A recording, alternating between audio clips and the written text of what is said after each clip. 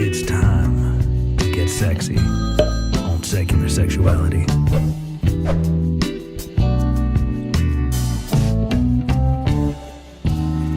Hello and welcome to Secular Sexuality, the ACA show with the laciest and raciest dirty laundry. I'm Christy Powell, and my guest tonight has absolutely heard all of your dirty secrets and is back to tell us more. Phone sex operator and adult industry expert, Amberly Rothfield. Thank you so much, and I am so stoked to be back. I absolutely adore you guys here at Secular Sexuality. Wow, I'm so flabbergasted. I can't even talk right.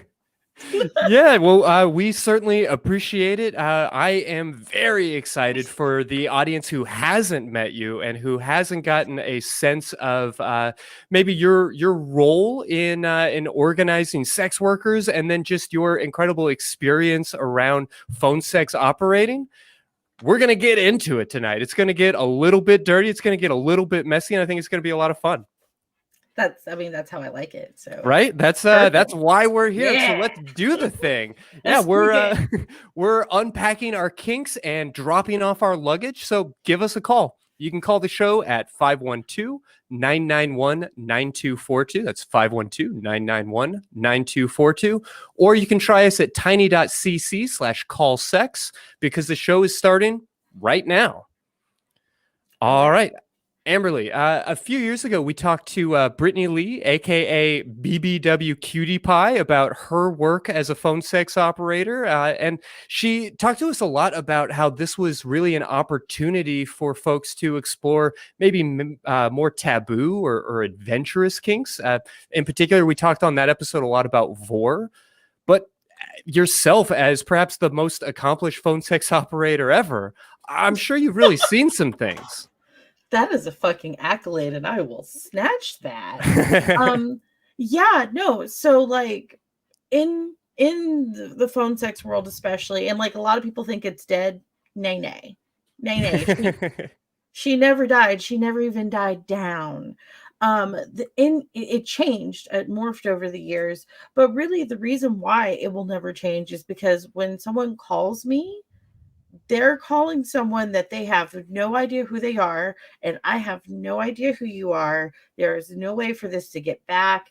It's funny, you were talking about dirty laundry, and yeah, everybody's got dirty laundry, but there's no way for me to be able to know whose laundry this is, if that makes sense. Mm-hmm. Yeah. So because of that, we can be a lot of my clients especially felt safer to be able to come to me and be able to tell me about the stuff that there is no way they could even bring that up to their potential, not even just potential, but like their significant others have no idea these kinks that they're even interested in exploring, if that makes sense. Yeah, I mean, so to that end, I guess you do get the impression then that a lot of callers don't really have many, if any, other outlets in expressing these needs. Is that the case? I don't even know if it's just the people who call me, but if you think about it, everybody feels that way. I'm sure there's stuff you don't feel comfortable with most people in your circles necessarily knowing. Sure, yeah. Especially if it's exploration. It's something that you thought of one time and you thought was really hot, and you're like, I don't know if it's my thing. I want to try on this dress. I don't know if she's going to fit, and I don't know if I want my friends to see me try it on, if that makes sense. Yeah. So it's safer to explore that with someone who doesn't know who you are, doesn't know how to bring this back on you in some way. There's no way that this is ever going to come back up again, if that makes sense. Mm-hmm. I say that a lot. I need to stop saying if that makes sense. Yeah, well, we're here for it. We get it, and yeah, let's tease this apart a little bit. I mean, what kinds of fantasies are people bringing to you, or maybe the things that you see? Not exclusively for sure, but perhaps especially in a phone type of situation, or any time where you're using voice rather than other forms of pornography or sexual exploration. Sure. So I used to take all types of calls, no matter what you're calling me about. I would take the call with one particular company I worked with, and now after having had that experience for a few years and knowing what I worked better with, I market myself for very specific types of calls, which they're the type of calls that a lot of other phone sex providers may not want to take. Um, because it takes an understanding of not only that particular kink, but also because and when I say understanding, like understanding why people are there, what they would like out of it, and also the safety parameters of how to ensure that you don't overstep a boundary, if that makes any sense. Mm-hmm. So, and to be, I'm allowed to say the types on this show, right? Oh yeah. Okay. Please, let's dive in. I guess I'll just go ahead and mention to the audience that we are going to be talking about some of the nitty gritty, and I don't know that we're going to get into super detail or graphic descriptions necessarily, but this is important conversation and something that I know can be a little challenging, but that is really worth spending some time getting accustomed to. Even if these aren't your kinks, and even if you yourself have no intentions on pursuing some of these things, this is a world that I feel like many of us have been kind of sheltered from and have worked really hard to alienate and other people regarding. And I'd like to be part of seeing that change a little bit tonight. 100%. So, my specialty area, not saying that I don't take calls outside of this, but it's my area. It's like a doctor can also probably, a podiatrist can also tell you have a cold. Sure, yeah. But they are really good at, podiatry. So I specialize in blackmail fantasy, blackmail fantasy. Mm-hmm. I like to emphasize that because you are safe. I don't look good in orange, so I'm not going to jail. Manipulation, I call it hip nonsense because what I do is not hypnosis, but hypnosis fantasy, Sure. mind control fantasy, like the Alex Jones, except absolutely ridiculous. Actually, he's still absolutely ridiculous. Anyways, hi. You didn't have to go to court in order to prove that everything that you were saying was just nonsense that was made up. You label it that way from the gate. Got it. Out the jump, I tell you that I'm just horsing around. So I do like mind control, but also I dabble a little bit in. Well, I shouldn't say dabble. I talk to people with ABDL, and when I say like abduction fantasies and stuff like that, again, abduction fantasy. I'm not in the habit of abducting people. Donuts, yes. People, no. But so a lot of the fantasies that people find to be a little bit darker, and I forgot the term that you used earlier, but I'm going to start using it more if I can remember it. Where you were like the deep, dark, seedy type fantasies. Those are the ones that are kind of my go-to. And it goes back to, again, when I say the understanding. I have a very dark upbringing that I would wish upon not even my worst enemies, but because of that, I can go. It's kind of like Stephen King writes horror based off of his childhood experiences and everything. He's really good at it because of that. Similar, I draw upon my trauma. I draw upon my trauma and a very abusive background, and it makes it to where I understand what someone may be looking for if that's the type of thing that they're seeking, and I can deliver it in a safe place. And I also, again, know not to go too far. Again, it goes back to the whole being safe, but I can give them the experience that they're looking for. And also frankly, it's empowering for me because it means that I don't have to deal with this ish. I get to be the one in the driver's seat in this case. So it's kind of a mutually beneficial thing. But so yay. Yeah. Now I look like a psychopath. Right? No, let's dive into that, because you just mentioned a bunch of different different labels and adjectives, and I'd love to unpack them a little bit. But before we do, I think it's important to highlight a lot of what you're talking about, which is that these are fantasies. Sometimes they are fantasies that people may even want to act out in real life. And by real life, I still mean in a playful, controlled type of environment. But a maybe safer or easier way to get to that place of exploration is through voice, through phone sex and these different types of exploration. Ultimately, though, before we start to really describe a lot of those words you were saying actually mean, I really think it's important to impress upon the audience that we're talking about play. We're talking about fantasy, and it's natural and human to want to eroticize your fears. Dan Savage uses the term playing cops and robbers with no pants on when we're talking about BDSM, because there is a natural human instinct for play. There is a natural human instinct for fake violence, if we can call it that. Amberly, before the show, we were talking a little bit about just watching dogs play with each other, and how if you are not used to being around dogs, it looks like real violence, and it can be very scary in that way. And so as we're getting into all of this, I just want to gently remind the audience that we are talking about fantasy, that we are talking about play, and we're going to perhaps use some uncomfortable language, and I'll go ahead and just acknowledge that here at the start. But in all of these things, we're talking about the gamified version of it, and that's just a natural mammalian habit that we all have, and that we can have a little bit of fun with as these like sophisticated, very fancy primates with suits and the internet and telephones. And we have all these different ways to explore it, but we're really just tapping into our basic biology here. Absolutely. 10,000%. I definitely wanted to bring that up. Because again, it's play. It's not about traumatizing anybody. Big thing. And I've mentioned this on other podcasts where there was a period when I first started and I didn't actually understand what clients were looking for and everything, where I did do things that I absolutely regret now that I am a more learned, that's not a word, Amberly. Works for me. I'm with you. But yeah, now that I understand kink a lot more, because I did get into this industry when I was 18, straight off the turnip truck, didn't understand it.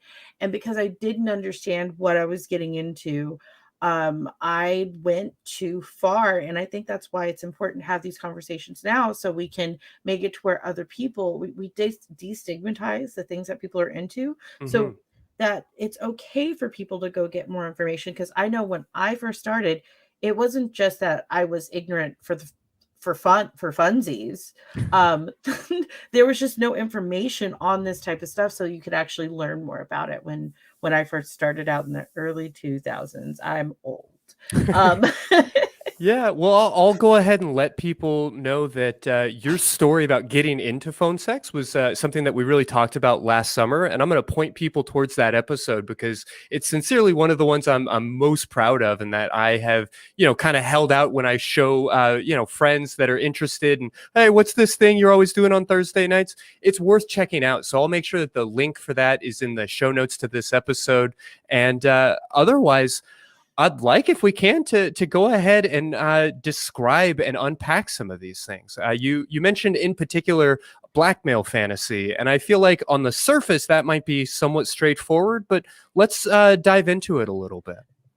You would think it's straightforward, but there is the nuance, Sure. the nuance when it comes to blackmail fantasy. So again, particularly good at this because thanks, Mom.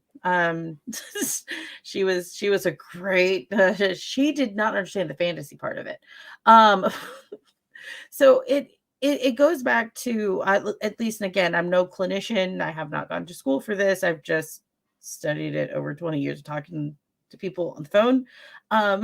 And most people that want that type of fantasy is I find most of them to be super, super, how to explain? They tend to be super powerful people in real life. They tend to be CEOs. They tend to be again, people that just have a ton of power. And so they want to actually, really, with most really seedy kinks, it's someone who is the complete opposite of what they're into.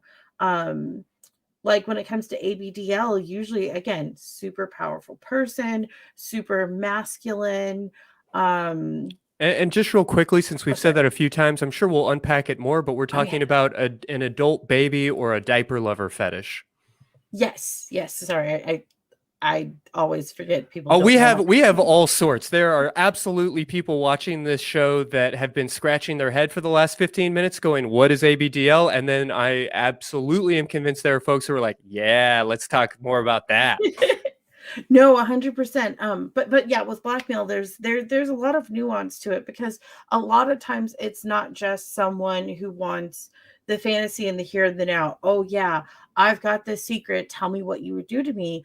A lot of times it's actually, more often than not, it's someone who wants a ongoing relationship where you manipulate the information out of them. And it's not just a one and done type thing. It's you going on this journey of talking to someone night after night, extracting more information out of them, being this ultimate femme fatale, if that makes any sense. I think that's the closest thing that I can think about when it comes like to movies that you can compare the two. Yeah. And it's making that client feel as if they don't, it's making them feel like they don't have power, because I still kind of have power if I'm just handing over all of my information and you go off and do with it whatever you want to, versus if I feel like you're taking it out of me, I'm putting up some kind of stop, which goes into the consent thing, which a lot of people, when we talk blackmail fantasy, they're like, oh, but what about consent? Well, as long as someone is very clearly labeling, with any kink, I think that's important. Clearly label what you're into. If I'm into blackmail fantasy, I'm kind of saying consensual non-consent. Sure. Yeah. But also lay out the stuff that's too far. Don't actually contact my goddamn family, but make me feel like you would. Don't do X, Y, and Z. I think that's really, really important to have those conversations up front before you dive into anything. Otherwise, you're going to end up in murky waters of, what do I do now? How do I make this work? So, yeah. Okay, getting consent and having those talks early are exceptionally important whenever you're going to get into these consensual, non-consent type of kinks. Mm-hmm. Yeah, well, let's just kind of go down the list if we can and give folks sort of a little bit of a crash course on some of the things that we're talking about. And then we're going to have a little bit more of a nuanced conversation about how to unpack some of these things. If this is you, if we are describing something that you're interested in and you're struggling with, how do I tell my partner about this? Will I ever find a partner who's interested in this with me? And how do you have those conversations? That's where I'd like to go next. But before we do, tell us a little bit more, I suppose, about what an ABDL fantasy actually looks like, or at least what it looks like through phone sex operator, through voice. Sure. And also I do have experience with it real time as well.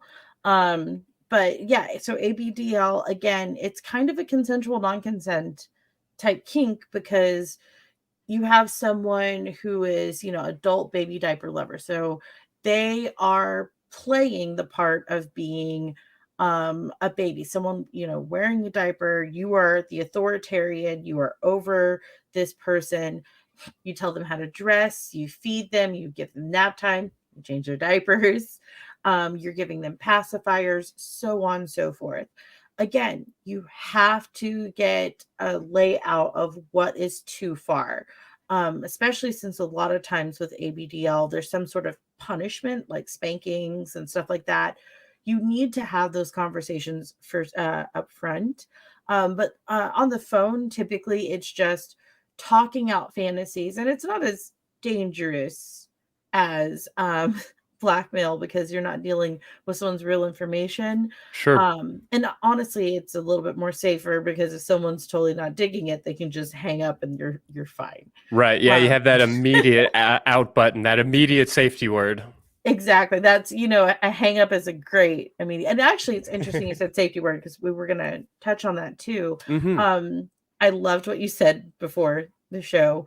I think that's how I'm going to use it to describe to people from now on, which is no is always a no unless you negotiate prior to that. It doesn't, because sometimes it is a defiant thing. I want to be punished, therefore I've never been on the receiving end of ABDL. I've always been the authoritarian, but sometimes like a client wants to tell me no, and it's not because they don't want to do something. It's because they want that punishment. They want what it's furthering the role play aspect.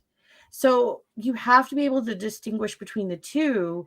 And that's where having these conversations beforehand of if you say no, and then I usually the way I work it up, everyone's different.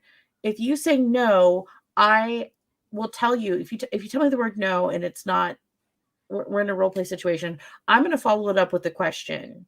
And if I follow it up with a question, you better say yes, or no. If you say that means you want to say no, but in a defiant way.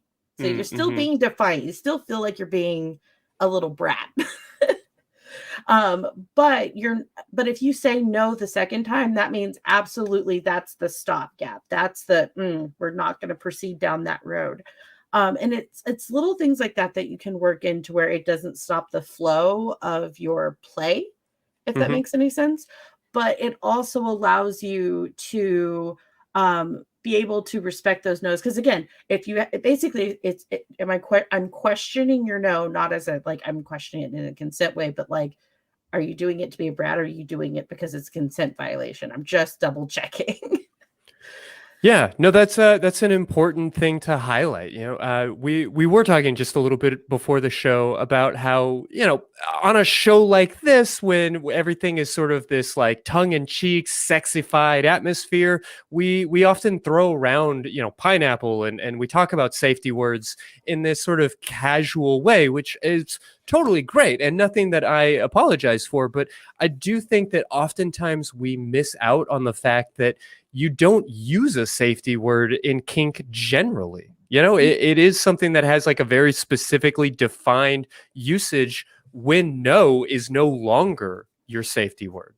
A lot of times when people are in a situation where it's a no, at least in my experience, I'm only speaking from my experience, it's when you want to say no and it is an absolute no. It's more of a I wouldn't say you're in a trauma, you're heading down a bad path.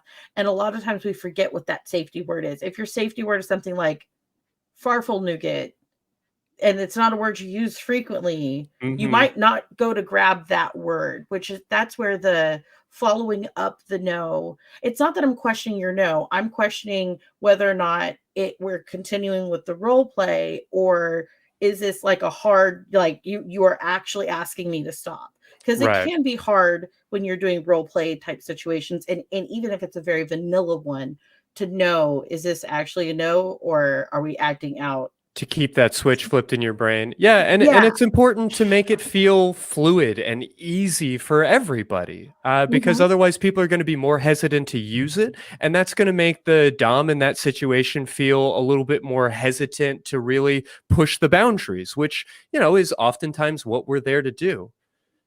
So, before we jump into calls, I wanted to see if there were any more of these adjectives or any more of these kinks that you could just sort of briefly describe for the audience. I wanted to make sure to at least talk about financial domination, or what people might recognize as findom, Mhm. and then anything else you feel like might be good to highlight here. In chat, at least on YouTube, I saw someone mention exhibitionism. Hmm. That is one that I consider kind of down the dark, seedy path. When I Sure. do that, I'm not saying it's bad. Like dark and seedy to me is like that's my room. Right. Like Yeah. I live The here. goth kinks. Exactly. But I saw someone mention that in chat, like where does consent fall into there? I strictly only run with exhibitionism type kinks in spaces like I think in Vegas there's a place called Red Rooster, where it's like it's a swingers place where it's perfectly fine. Once you go past a certain point, sex everywhere. Um, but everyone knows that. Like it's a well-known fact, and they tell you before they go in. I don't believe in getting naked on the side of roads or Right. hiking. The Yeah. difference here is that everybody inside of that building has gone through a paywall and has Yeah. expressed their consent to be looking at naked bodies. Whereas folks that are just driving down the road, they have not consented to participate in your kink. So if you're not in some sort of play space or a topless beach or some other place where it is prescribed to be nude here, then you Mhm. are violating the consent of the people around you. And we can get into some nuanced conversations Yeah. about how we should feel about nudity as a society and these different things. But as it stands, there are absolutely laws against nudity in most public spaces. And so Yeah. people have a reasonable expectation to not be exposed to naked bodies. Exactly. If I go into a space, I should know the rules and I should know what I'm consenting to go into that space. So Yeah. that's where I leave that at. Um, and like if someone has a fantasy about that, if a guy calls me, I've learned to be very careful because I used to think some stuff I told dudes was a fantasy. I have a McDonald's story. I I gave him when I say I gave him instructions, I wasn't giving him permission to do this. I thought we were working out Yeah. In a a fantasy role. space. Yeah, I thought we were in a role play. No, no. His mute game was perfect. I didn't know he was in the car, and he drove to a McDonald's drive-through and enacted the fantasy. And Mm. when I found that out later, I was horrified because you just violated someone's consent, and I feel accomplice to it somehow. Sure. Yeah. And Yeah, you mentioned being new to the field at a certain point and that these are some of the this things that you learn. this And was then.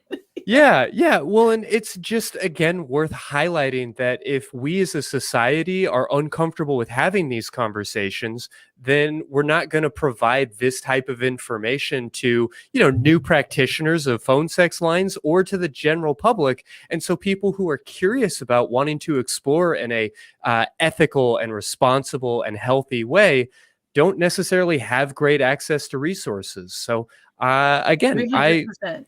I recognize that a lot of folks listening to this may be a little bit uncomfortable, and I don't want to keep highlighting that or make it weird in that way. But I do want to say that it's okay to be a little uncomfortable. If you do decide that this episode is not for you, great. We'll see you next week. It's going to be a great time then, too. Yeah. Goodbye. We It's respect okay. it. Yeah, Yeah. we absolutely respect that. But I want to challenge everybody to get just a little bit more literate, a little bit more comfortable, and to work towards moving the needle on providing, I guess, access and safe space for everybody to explore their sexuality. Now Exactly. we've So got to sorry, go please ahead. go right ahead.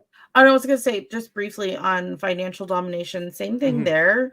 Parameters, because a lot of people think it's really quick, fast money. You just do an L sign, say loser, and guys drop hundreds of thousands of dollars on you. Can that happen? Absolutely.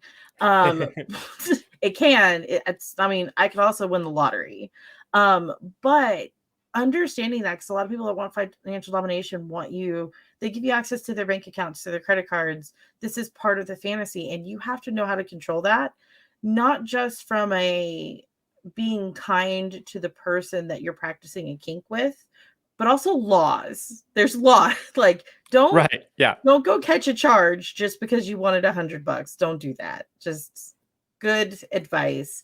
But it's also you need to understand the kinks that you're in and that you're practicing. And I wish that was something I was told way earlier, which is get yourself educated before you jump out of a plane. You need a Mm-hmm. parachute. So yeah. Sure. Cool. Well, great. Let's go ahead, if we can, and jump on the phones and speak with Deborah in Oregon. Deborah, what can we do for you tonight? Hello, everyone. How are you? Great. Glad to hear from I'm you. What's on your good. mind? The thing is like I really a couple of things that Amberly touched on. Before I became healthy in my marriage, and I've been married 20 years now, 51 years old, I had to really overcome a lot of childhood trauma. And once I overcame that, I realized that sex was not something that was prohibited for females. We are sexual beings, and we need to just embrace that. And the way that we embraced it in our marriage is that we started doing phone sex. We would call in as a couple, and really it opened up a huge gateway for us to be able to embrace what we each needed in our marriage. And fast forward, 15, 20 years, we're now in a polyamorous relationship. We are getting ready. I'm getting ready to go to Vegas and spend 4 days with my boyfriend. And my husband is so supportive of that. He even tells me, he's like, you need to, get some stuff shaved up, make it look sexy, because, you're my woman, but I want to put you out, be proud of who you are, be strong in who you are, and know what you want in life. And I think that the phone sex industry really does help a lot of repressed people be able to come out with those fantasies and therefore embrace a more healthy sexual lifestyle. Absolutely. No, I love hearing it. One piece of all of this that I feel like we've mentioned, but is worth continuing to highlight, is just the fact that working through voice allows you to explore in a way that you maybe can't through visual pornography or through role play or through, in real life sexual situations. I mean, think about all of the things that you can do in a book that you couldn't necessarily translate into a movie or into a real life activity. And I think that if people became a little bit more comfortable or more willing to explore through voice or through phone sex or these different things, that people would learn a lot about their sexuality that they've otherwise been uncomfortable or not yet ready to really tap into. Is that kind of what your experience has been, Deborah? Absolutely. And the thing is even, I hate to feel like I'm beating a dead horse, but as a woman, it's even more difficult because we've been told our whole lives that we have to be a certain way, at least in my generation. You have to be a certain way. You have to behave a certain way. You have to be like a lady. You can't have these urges. Well, I got news for everybody out there. I love sex. I love everything about sex. I love being with my partner. I love being with my boyfriend, and I'm grateful that we had that outlet to start exploring things together, because I am in the healthiest place in our marriage that we have ever been. And it all started with, hey, honey, I just want to do doggy style, but I was too afraid to ask. I'm like, oh, I shouldn't be asking because I'm a girl and I should be prim and proper. Well, no, I mean, we got through it, and then he's like, hey, let's try this. Let's go on some phone sex stuff and let's see what experience. And that opened a door so wide open. So I don't know if there's anybody out there who's in my age group or, man, if you want it, you got to just explore it and be honest with your partner, because I have now discovered after 51 years that I am a freak and I have lots of kinks, and I'm actually not ashamed of a single freaking one of them because I'm allowed to express them healthily with my partner. If healthily is actually a word. No, well, congratulations. I mean, good goddamn. Yes. What a ringing endorsement. I appreciate so much you being willing to come out and say that. I think it can be really tempting to think that, well, sometimes on Secular Sexuality, we talk about sex workers, and I support sex workers, but I'm not one. And sometimes we talk about this kink, and that's great for them, but that's not me.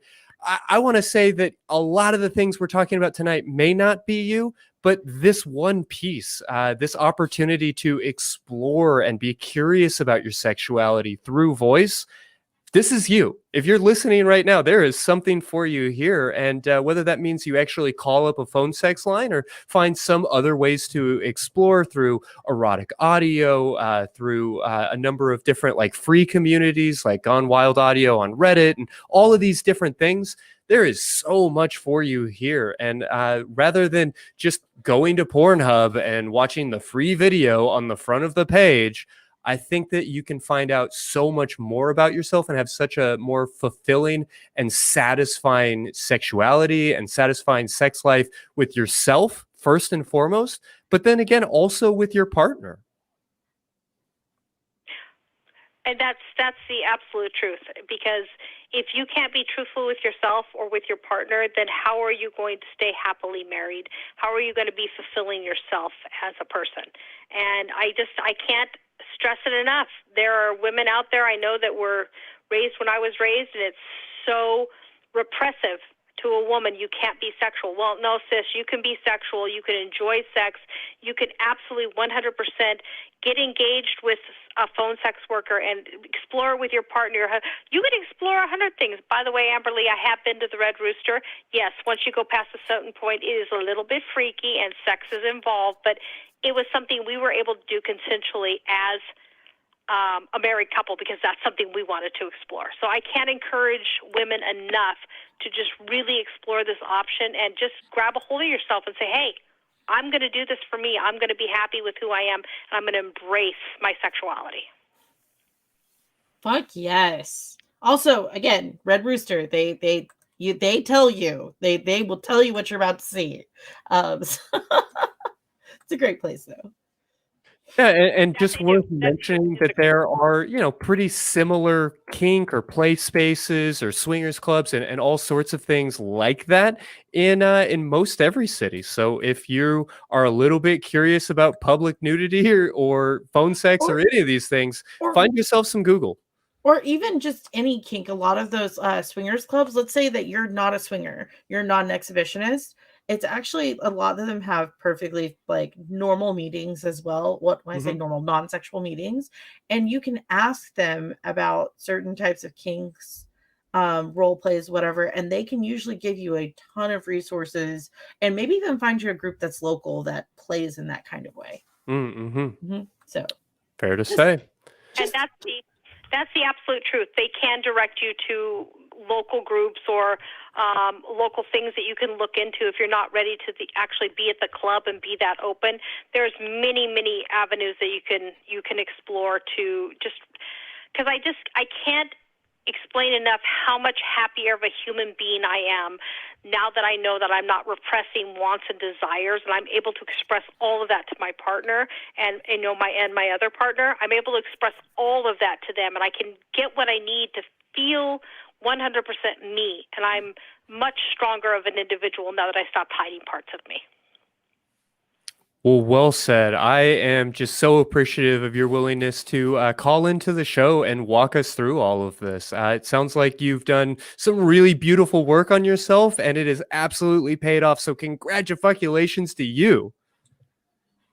Well, thank you so much. I really appreciate you allowing me to put myself out there and hopefully reach a couple people that are kind of struggling where I was struggling a couple years ago. Well, thank you so much. You have a great night. Appreciate you calling. Okay, you too. Thank you. Well, Amberly, if that is not a ringing endorsement of everything that we're talking about tonight, I don't know what is. Or at least just a Red Rooster. Yeah, right. Not a sponsor.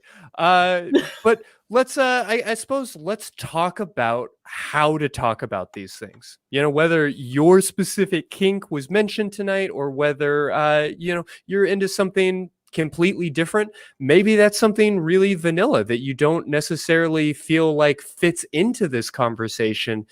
It's just worth noting that being able to talk openly and honestly about your partner or about your sexual interest with your partner is just how you have good sex. I mean, I say this all the time in my clinical work with my clients, that there's no such thing as somebody who's good at sex. I'm sorry. I know that a lot of people will disagree, but I'm going to go ahead and make the argument that there is nobody who is truly good at sex. There are only people who are really good at communicating, who are really good and graceful at being able to perhaps anticipate their partner, who are able to connect with their partner. It's all about being comfortable and capable and competent in discussing these kinds of things. So let's get a little bit into that, Amberly.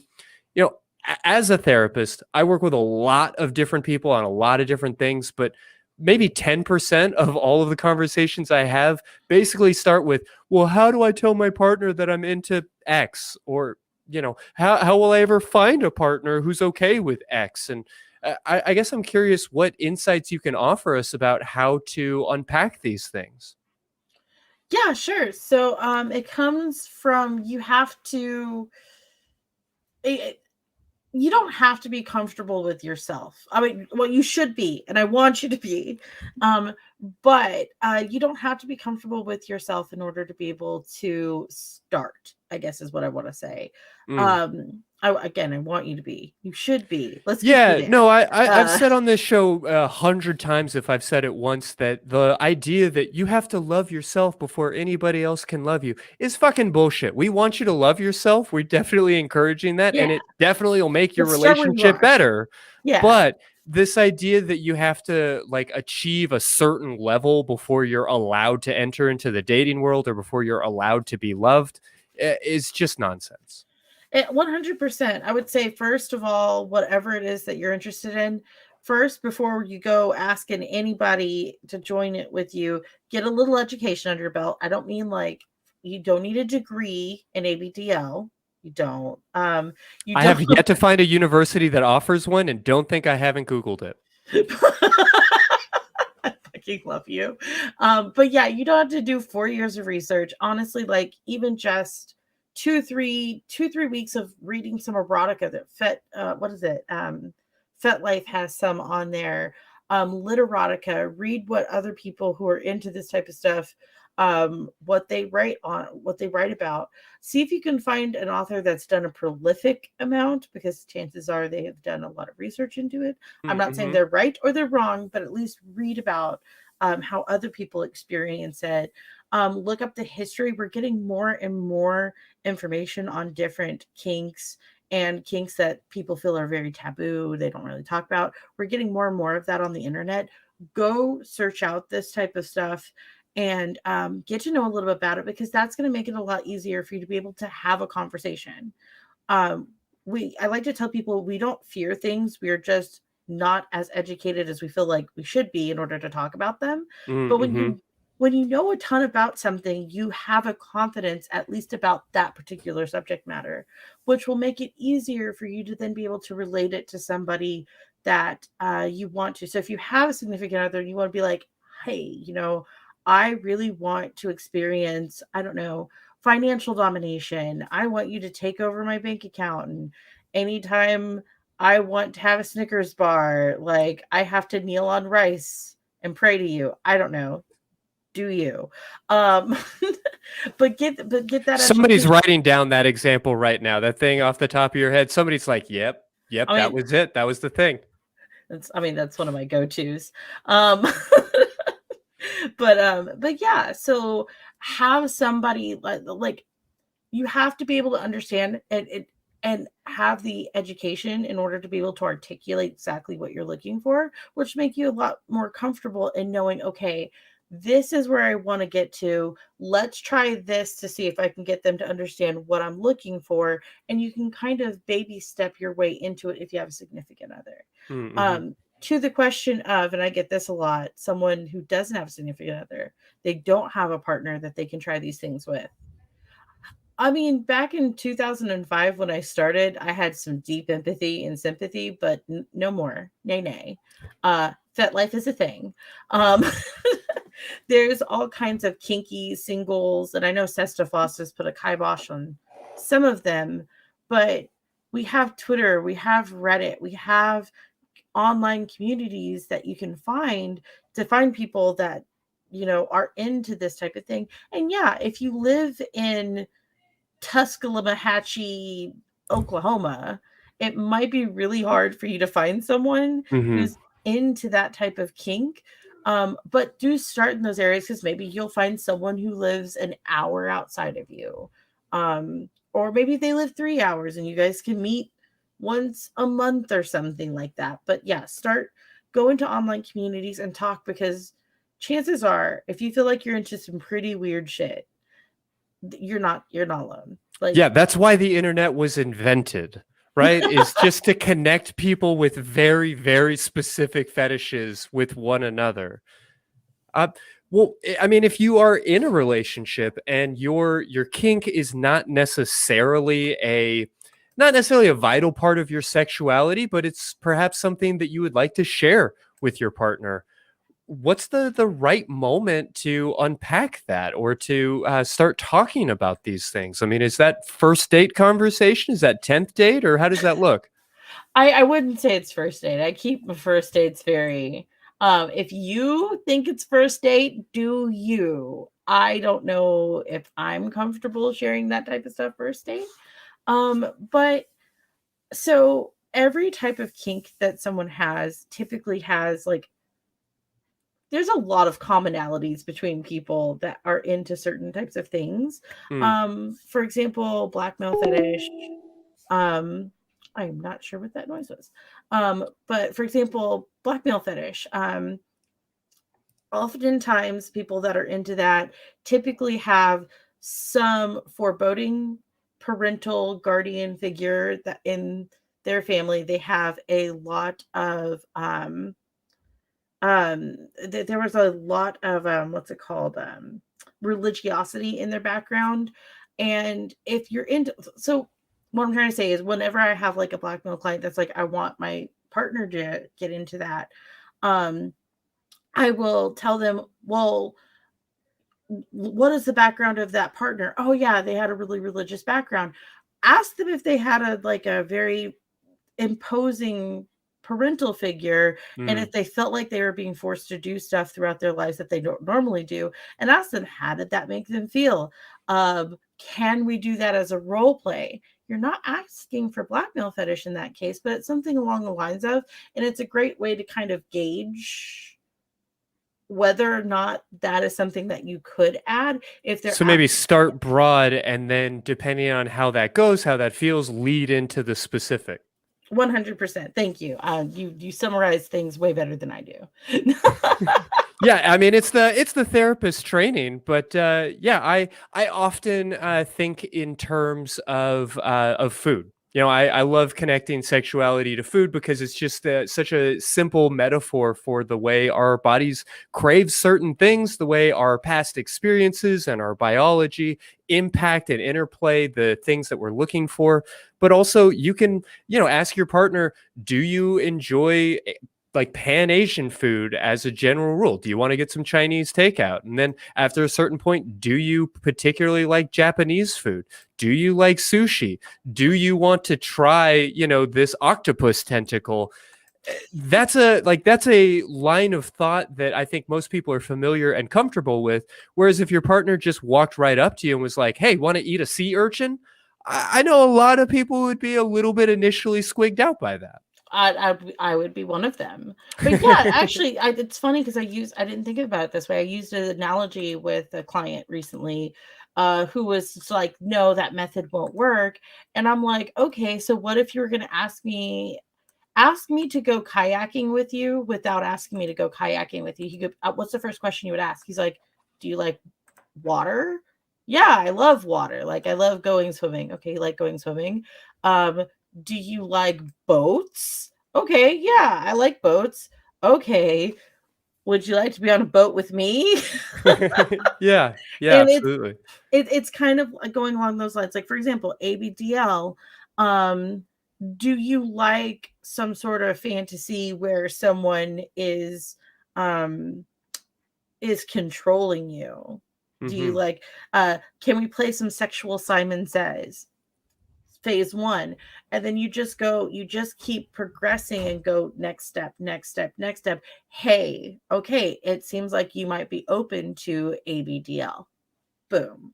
Because a lot of people don't know, uh a lot of people don't, I'm trying to find the right words for it. Sorry. A lot of people don't want, they don't, again, as you said, if you want to eat octopus tentacle, that just squigs them out. But again, if you kind of build up to it, they might be open to it because they've never actually thought about eating it. And they never thought about the fact that, I mean, I eat snails. Why is it weird that I eat snails? Why is it not weird to eat snails, but it's okay? It's not okay to eat octopus tentacle. Sure. I eat calamari. Sorry. Sorry. Yeah, yeah. Well, in all of this, I think it might be important to kind of lay out. We're not talking about like, well, how do you manipulate your partner into saying No. yes? Because this conversation isn't about tricking anybody. It's just about the way that we communicate. Nobody wants to be in a relationship where there are just no boundaries and you just pour your guts out onto somebody. You want to have shared experiences, and so maybe you do have go to an Asian restaurant together, and then you have a nice sushi night, and then you kind of work up to these things in a lot of ways.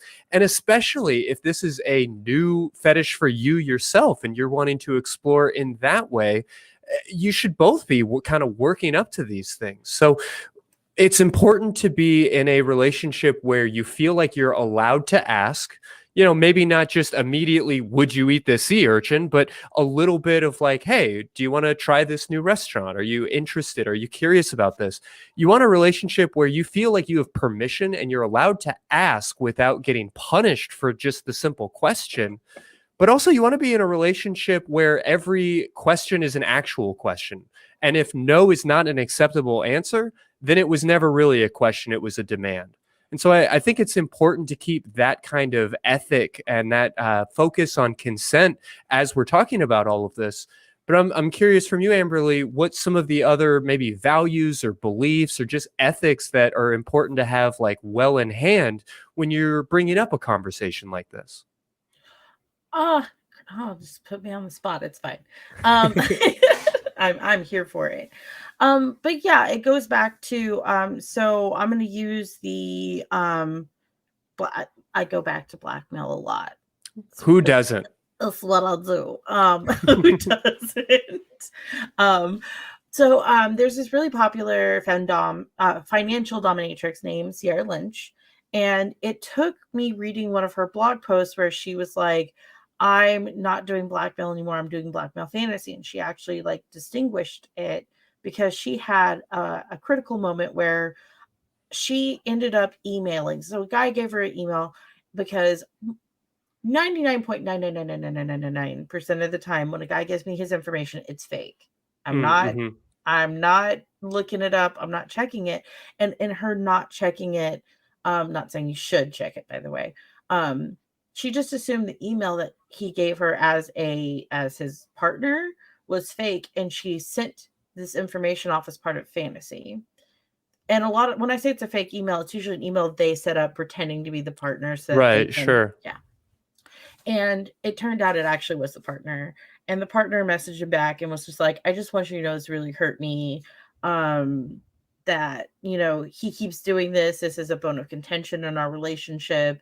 And I didn't ask to be a part of this. And this keeps happening. Now we can say whether or not this person should stay with their partner. That's another conversation for another day. Yeah, their own messy relationship is their own messy life, and it doesn't sound like it was the the performer's responsibility here. But exactly. Yeah. I do get how you can inadvertently step into somebody else. I mean, her consent was violated too here, right? Like she was brought in to somebody else's kink in a non-consensual way. But you were, I guess, laying out the difference between like blackmail and blackmail fantasy. Exactly. So it goes back to making sure that you're keeping consent. And as you said, making sure that I'm asking a question. I'm not expecting a yes or no answer. I'm expecting a real answer. Being that. And when I read that blog post of it made me reevaluate stuff too, as okay, no, this can also not be a game, and you don't want to be involving other people that don't want to be there. Mm-hmm. But outside of consent stuff, also, again, my ethics are, is it hurting someone? If it hurts someone, then I don't participate. Am I going to jail? Don't want to do that. Am I going to end up going to jail? Don't want to do that. It goes back to am I hurting someone? But also frequent check-ins. So most role plays have a more dominant person to some capacity. The person, or if it's not more dominant person, it's someone who's moving the the play along, whereas the other person is kind of they're in for the ride. Right. Not saying they don't contribute anything to it, but there's usually someone who is doing more of the guiding, Shaping it. Yeah. I mean, never forget your yes and. Your improv training is important here. But yeah, there's usually somebody who's sort of curating the experience. Exactly. And it is that curator, which 9 times out of 10 is me. It's my responsibility to constantly check in with that person. I'm not saying that they can't check in with me too, but I'm a pretty empowered person. I'm pretty good at being like, yeah, no. I can also keep it sexy and do it. No. But I'm always checking in about every 15 to every 30 minutes. I'm doing small things to check. And I usually, actually not even usually, I always communicate this beforehand of what my checks will look like. So that if you're feeling like I'm doing that, because who wants to play with someone when they're just doing this for you? And it could have been their idea from the beginning. And now I feel like, okay, so I thought I was an ABDL, but I'm not. But we're here now, so we'll just finish out this role play, I guess. By doing those checks, you can kind of be like, oh, okay, maybe this wasn't for us, or that first bit was for us, and now we've gotten off into some area we don't want to be. So it can kind of put you back into the sexy without with making sure that no one leaves with any kind of regrets or any kind of bad taste in their mouth. So that's a big thing. For sure. Well, are you ready to jump back on the phones? Yes. Cool. Let's talk to Stephen in South Carolina. Stephen, what's on your mind tonight? Hi. Hope everyone's having a good evening. So, simple question, I think. So, my main question is, do you think that coming out should be a necessity? Meaning, is there any real benefit to it for the majority of the people? And this is what I mean. I'm sorry, I'm a little nervous. Sure, no worries. So it's sort of an open secret in my circle of friends that I'm bisexual.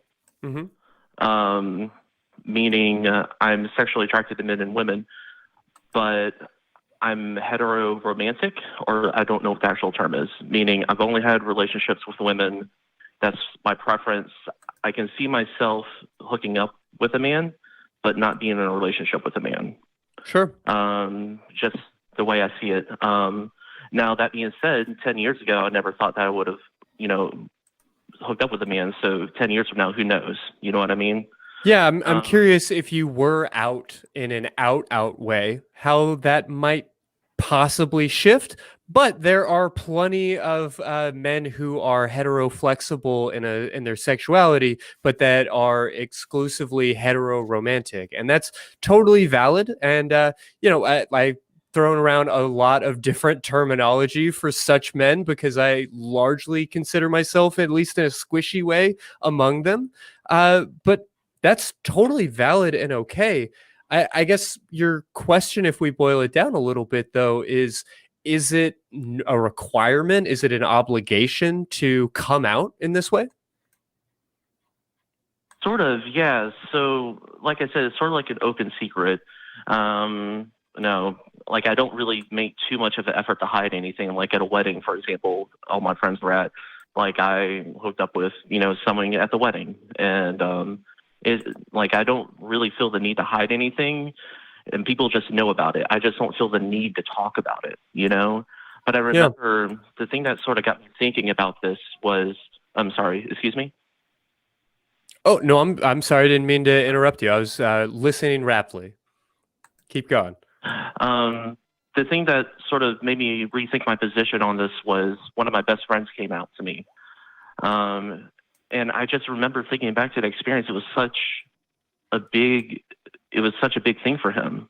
And I can tell that he put a lot of effort into it, and I could tell it was cathartic for him. It was good for him. And I was thinking, would that be the same for me? And I kept on thinking, well, I don't think so. People know about it.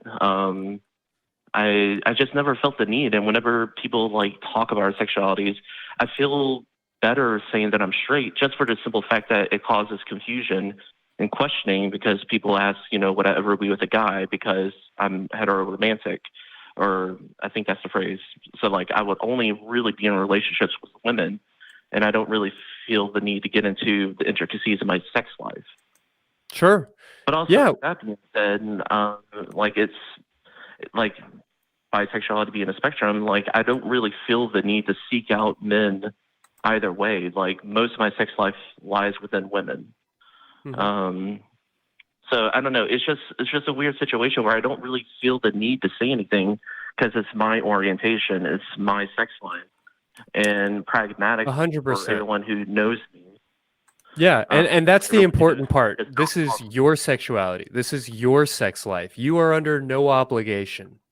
I'm definitely don't want to make this sound like a hardline stance against National Coming Out Day, because I don't have that. If people feel that that's like an opportunity to come out, and if that feels empowering for them, absolutely go for it. But there's a reason why we haven't marked it on this show each year. And that's just because of my feelings of absolute frustration that we live in a world where only queer folks are expected and obligated to come out. That is not anything. I mean, to me, that buys into some type of like gay panic type of language, and it feels very patriarchal. So you are under no obligations to come out to anyone ever. That being said, would it make your life happier and healthier and more satisfying? Possibly. Very, very likely even.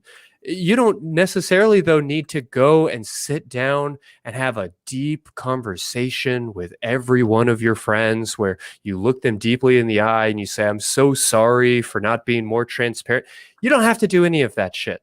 You are more than welcome to just post a bisexual flag on your Facebook page and leave it at that. Or if you prefer, you don't have to say anything to anybody other than the dudes you're fucking. Yeah. Or past experience, people I try to initiate threesomes with like a partner. So, but yeah, that's normally how it came about. The recent past, anyway. Sure. I was gonna say, Christy, that's my stance on it too.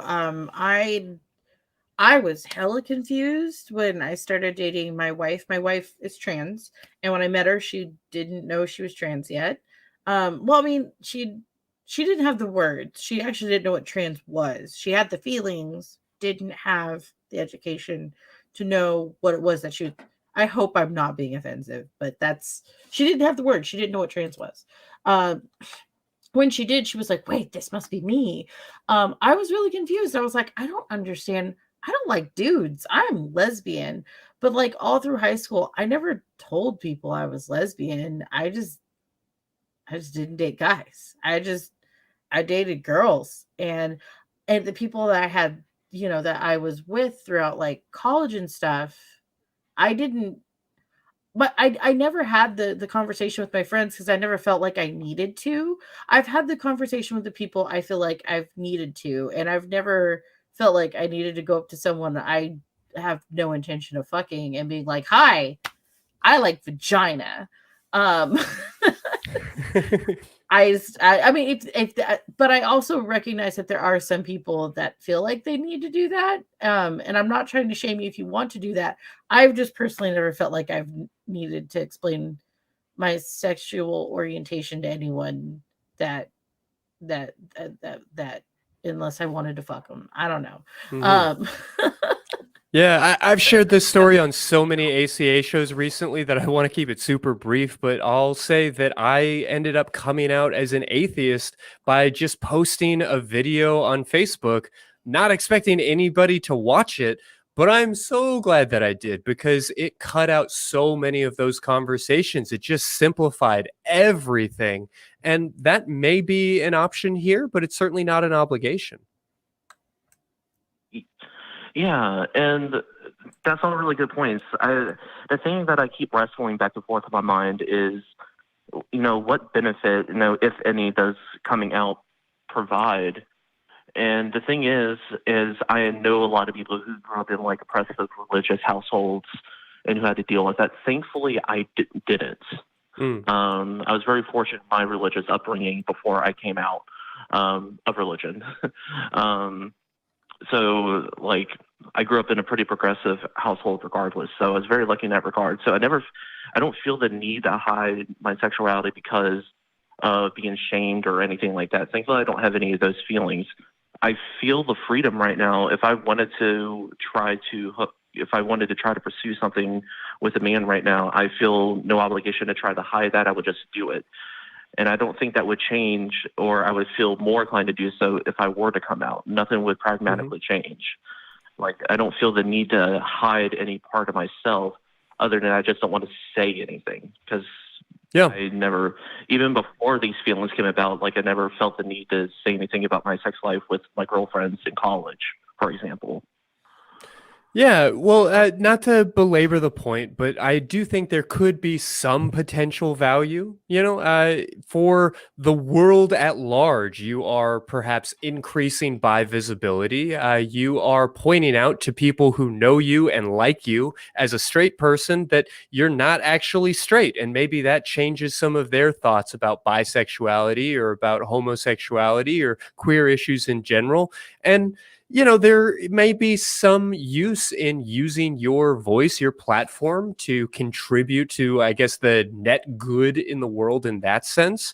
But that's not your obligation. That doesn't need to be your job. I think we all need to be responsible to one another and help support and protect one another. But you don't have to be the tip of the spear in that way. At the same time, there might be some unforeseen benefits to you.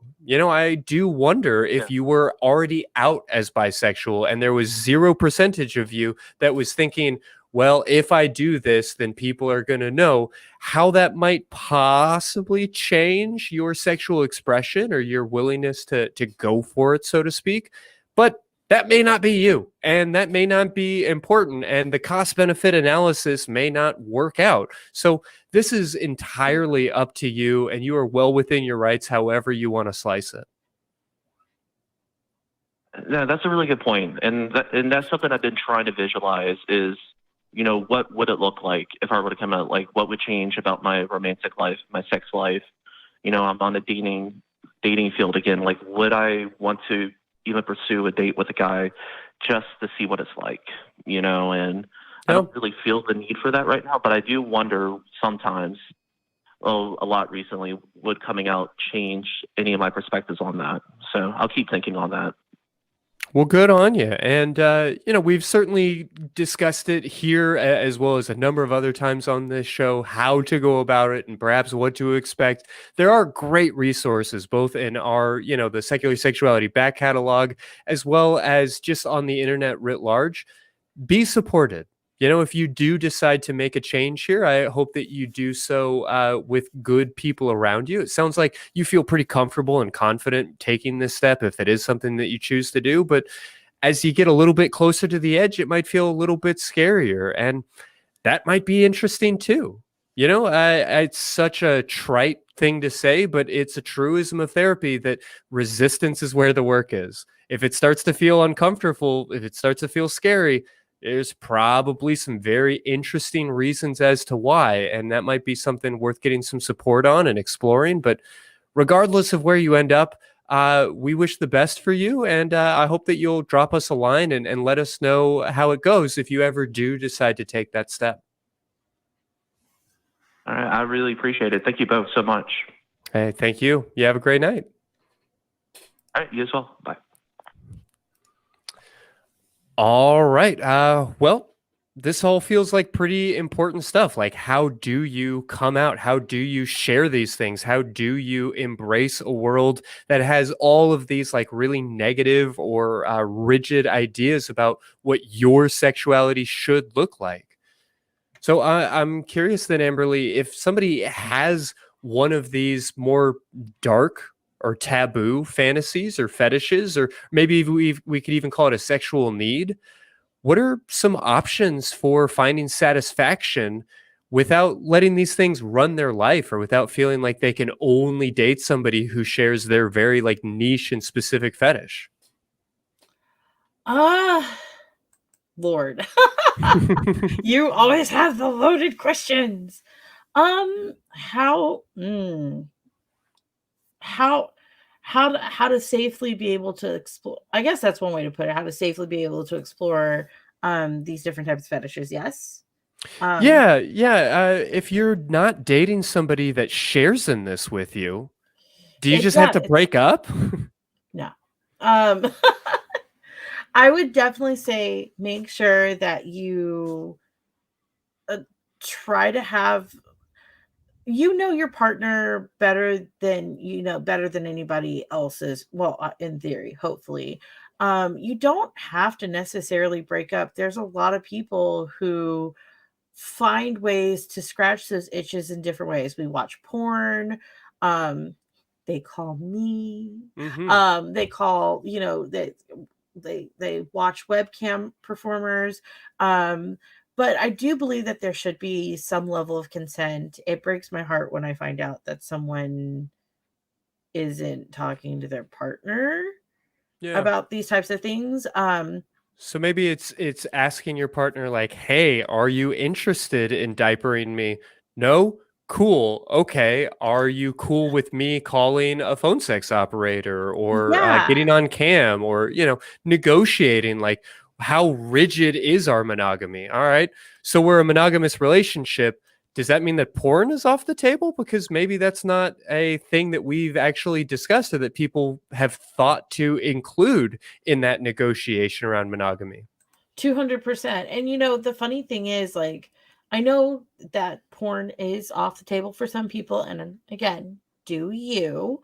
But there's a lot of we live in a society now where that's not really the norm, at least that I have seen, where like we all kind of accept that they watch. I mean, Pornhub is ubiquitous for David Dobrik. Not, I know he's in hot water, but had porn stars on his vlog before all of the controversies that have happened. The Paul brothers, Jake and Logan Paul, have porn stars on their stuff all the time.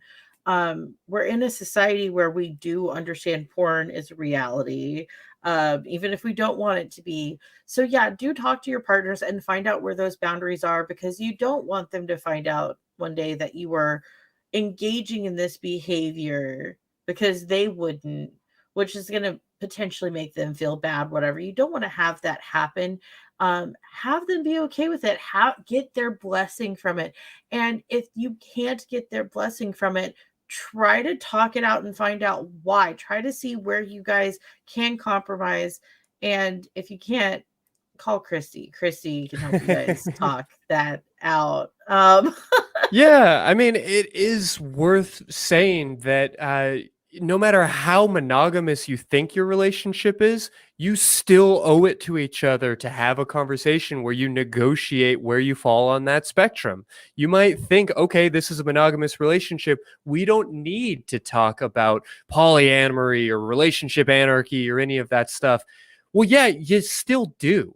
Is it against the rules to have friends? Is it against the rules to look at porn? Is it against the rules to flirt with a like a server at a restaurant? I mean, what are those rules? And you need to be talking about them. I think that's really the key to everything we're looking at here is discuss. Be willing to talk about these things with your partner. And if that feels icky and gross, okay. I get that. I hear you.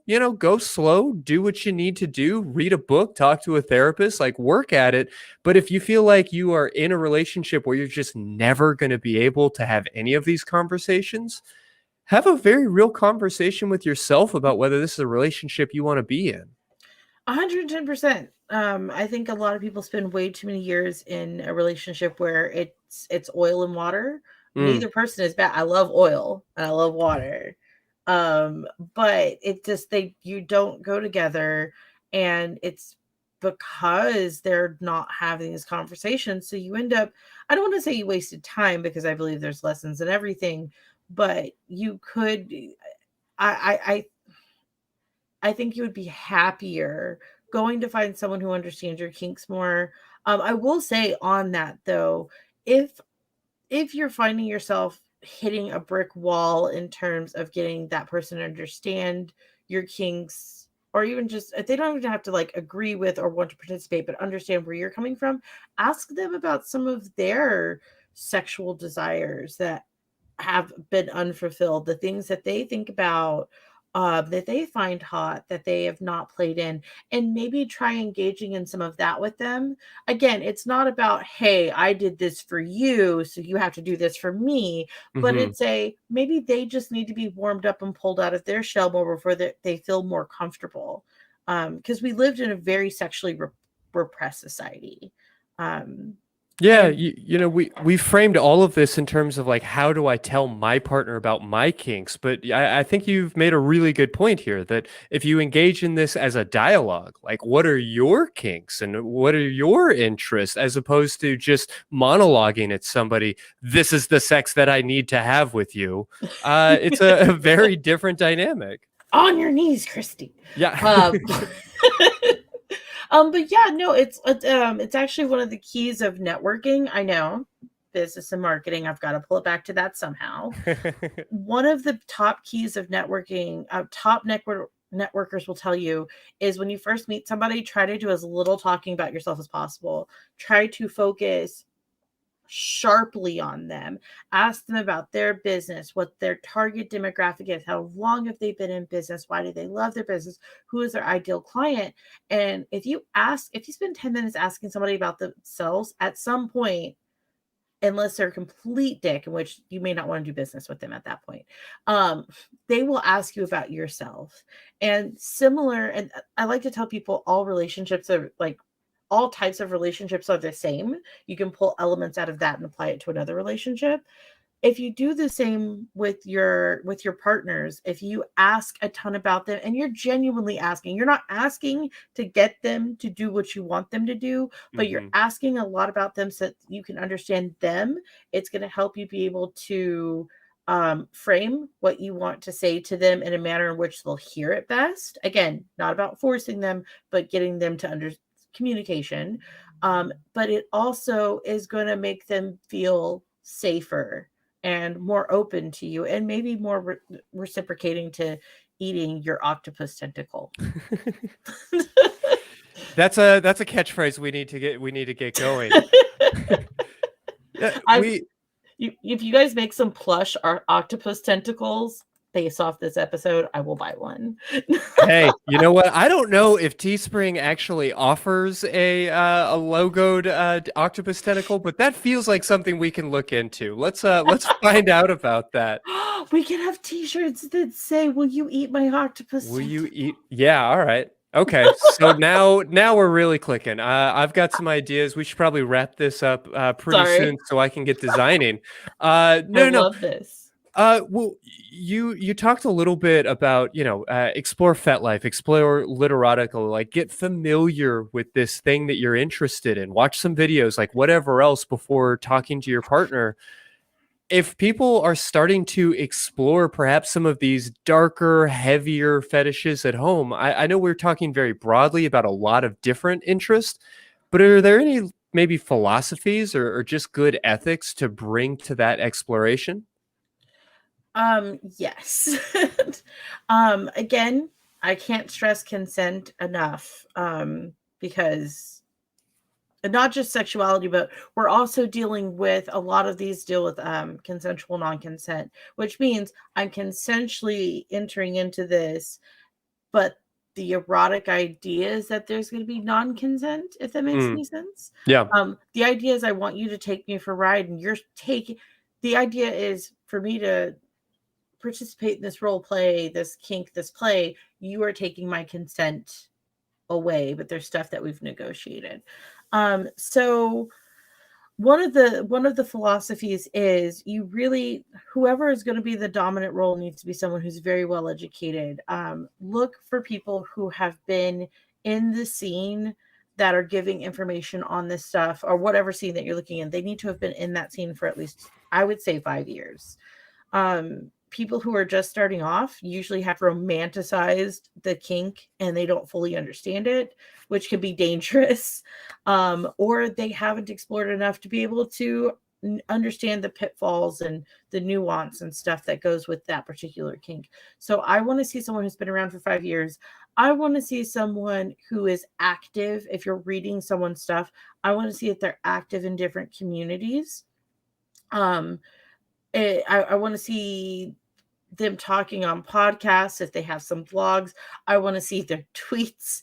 I want to see their Reddit posts. That way you can kind of gauge whether or not this is someone who's actually speaking on this as an authority figure versus, I call them fetish heads. Again, it goes back to the romanticizing. Yeah, I get that. Yeah. So I want to see if this is someone who's actually explored this, or there's someone who it's pure fantasy. Everything that they're talking about in the scope has never happened. They haven't actually played with a person. It's just fantasy.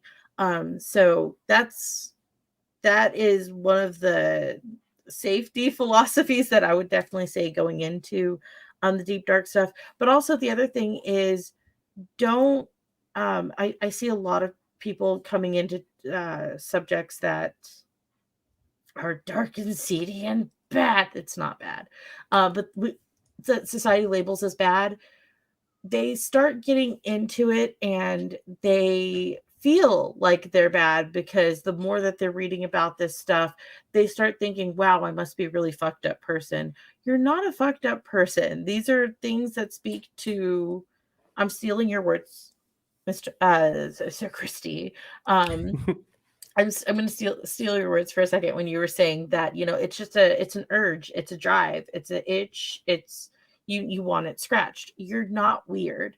And if you kind of get into this, I think we talked about this last time, maybe the cyclical nature of binging and purging when it comes to kink.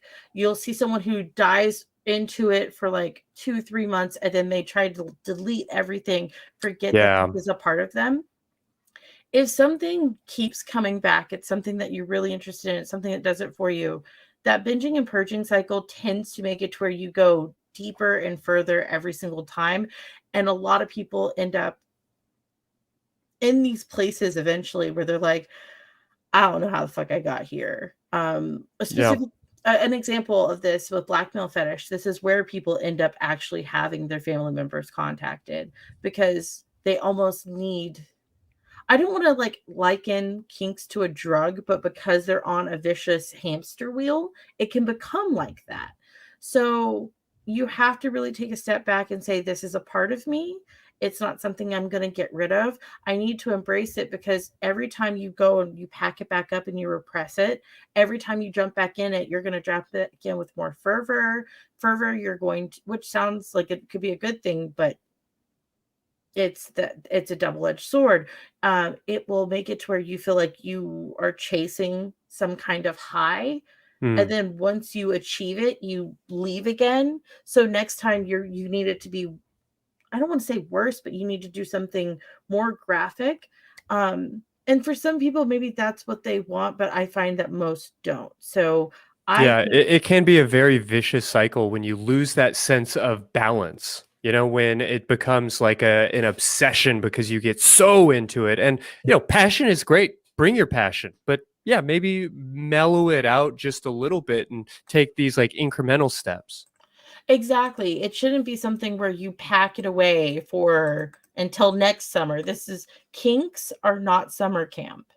If you're throwing away all your toys, deleting all of your links and all of the, the videos that you've purchased and things like that, I'm not saying you're not allowed to do that, but maybe ask yourself why. How healthy is your relationship with this kink?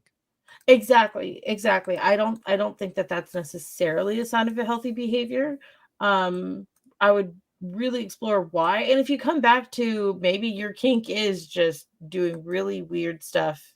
When I say weird, like how society would view it, doing society viewed weird stuff and going too far, then packing away from stuff. Maybe that is what your kink ends up being. But for most people, and I honestly 99% of them, when I see them on this cycle, I get to the point where I block them on. I would rather not even take their money because I don't want to be accomplice to that. Sure. I did see in chat where Junk Shop Library said, and make sure the top really understands the bottom aspects. Subspace can be very tricky.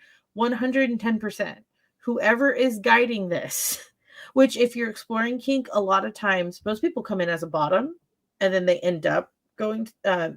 becoming a top. And I like to say a good top, understand what's like to be a bottom. I've never used a toy on someone else that I haven't had done to me. I've never explored a kink that I haven't myself been in the opposite position. ABDL, it's not my kink. I don't like it. When I say I don't like it, I like it enough to like do it, obviously. Like I'm not against it. It's not my particular kink, Yeah, I but mean, you can work at a sushi restaurant without particularly enjoying uni or everything else on the menu, right? yeah, exactly. So like I participate in ABDL. Doesn't disgust me. It doesn't do it for me. I'm not getting off to this. But it was a big thing for me before I got really heavy into ABDL for me to go and have someone I knew was well trained as a top to put me as a to top me, so I understood what it was like to be a bottom. I have never done something to someone else that I haven't had done to me first, if that makes any sense. Yeah, no, I think that that is just an absolute like bedrock foundational value, especially where pain is involved, whether that's like literal physical pain or just psychological pain. You know, if you're going to drip hot wax on somebody else, maybe test it and see how hot it is because you're not tied up. You're not blindfolded. Like you're in control of the situation. And if you're not willing to do that, maybe I have some questions and some challenges to your ethics as a dom. It's not a universal rule in absolutely every circumstance, but it's definitely a good Oh, philosophy to keep in mind. yeah, absolutely. And like with that, again, I don't test absolutely if you've used a dildo that's 6 inches and about the same girth You get the functional. notion. Yeah, like if you swap it out for one that's a different color or a slightly different brand, like you're still probably good. Yeah. Um but I'm not going to go from using strictly dildos to now I'm using anal hooks on people. No, no, no. No, no, no. That takes another expertise. Yeah, that's gonna be, you're gonna need another class. Before you use an anal hook, make sure to take another There's a class. class. That's just another thing to take home. Yeah. Well, we're getting a little bit long here, and I want Sorry. to move towards wrapping us up for the night. But I Sure. definitely can't let you leave without just checking in about what the audience should know about contacting a professional about these things. Like, how can the viewers be ethical, responsible, kind people walking through that door, making that phone call, or just joining into that professional space? Sure. So I don't want to knock not calling someone who's new. But this also goes back to the do some research. Again, you don't need a 4-year degree. 2 weeks, maybe a month is about enough. But that'll help you know the jargon. For example, with like hypnosis and mind control. If you're talking to someone, if you're reading someone's listing, you're reading someone's website, they're not mentioning NLP. They're not talking about different rhythms. They don't know what ASMR is at a minimum. Maybe that's not a person who actually knows much about that kink. That's Yeah. just an So idea. get familiar with sort of like the trappings and the accoutrement and the language of this kink, and then see if the person that you're pursuing is well versed in that language. Exactly. Shoot them a quick email if you can find an email. Send them, and I'm not a book. I did say quick. Do people send me books? Don't send me a book. But 2-3 questions usually is enough to be able to kind of suss out whether or not this is someone who actually knows a significant amount about it, or if they just want to take some of your money. Because I mean, that's something we have to worry about. You also don't want to end up with a practitioner who maybe they know just enough to hurt someone. Mm-hmm. But yeah, so also do know that you're in a safe space when you do find a practitioner that you read their stuff, you feel like they're the right person for you, that they're not going to judge you. Most people that end up calling me, they're kind of quiet and shy at first. And I'm not saying that's a bad thing. A good practitioner knows how to pull, get you nice and comfortable and be able to talk to you. But know that they're not going to judge you. In fact, they've most likely have done some pretty wild shit. they can probably put you to shame, even in just the fantasy world, especially in the fantasy world. So yeah, I personally like to tell people you kind of want to look for someone who's been around. If you're looking for a specialty, if you're looking for a very specific niche, I like to see somebody who has been around for at least a year or two, and as a way of just kind of, because it can be intimidating calling someone for the first time or hopping into a webcam room to talk to that person. Mhm. It can be very intimidating.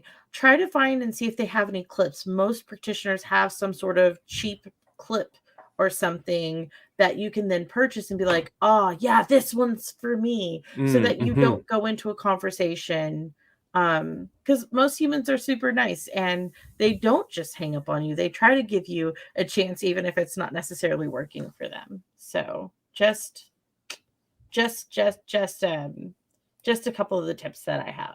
Yeah, no, I really appreciate it. And I absolutely appreciate you being here with us. I want to give our crew a chance to throw up on the screen a bunch of your links, but I'll go ahead and mention that people can find you all over the web, as well as in the show notes to this episode. Where are some of the places that people should be looking for you? Sure. So I don't shut up on Twitter. I'm at Amberly PSO on Twitter. Instagram, Amberly owns you, but in case social media takes us out, I'm always at AmberlyRothfield.com. Mm-hmm. Well, and then I want to encourage everybody who is watching tonight to explore a little bit of curiosity, to be interested in these things, and to join in on the conversation. I'm super curious what people are going to be thinking about this episode in particular as we kind of get into some heavy stuff. So I hope that they will get in touch with us. We're on the Secular Sexuality Facebook fan group, where there is always a lot of really great conversation. I'd love to hear your thoughts on this episode or anything else secular or sexual that might be on your mind. We're also on the ACA's Discord server, or the fan Discord server that's at tiny.cc/ACA Discord. I'm going to be jumping in there just after this episode. So if you've got thoughts and are watching this live, definitely want to hear from you. Also going to remind people, we talked a little bit about some merchandising, and while we don't have any octopus-based materials just yet, you can find some great secular sexuality gear at bit.ly/AEN merch. And then most important thing I could possibly be doing tonight is take a moment to thank everybody that makes Amberly and I look so good on all of this. Our incredible crew is made up of so many different people, some who are here tonight actively working with us, and then so many people behind the scenes throughout the week that make all of this happen. We're so appreciative and so thankful to everything that y'all do. And, with that, I guess, Amberly, it's a time to take a moment and just encourage everybody watching, whether their fantasies or fetishes are these deep, dark, sexy dungeon sex types of things, whether they're a little bit more vanilla.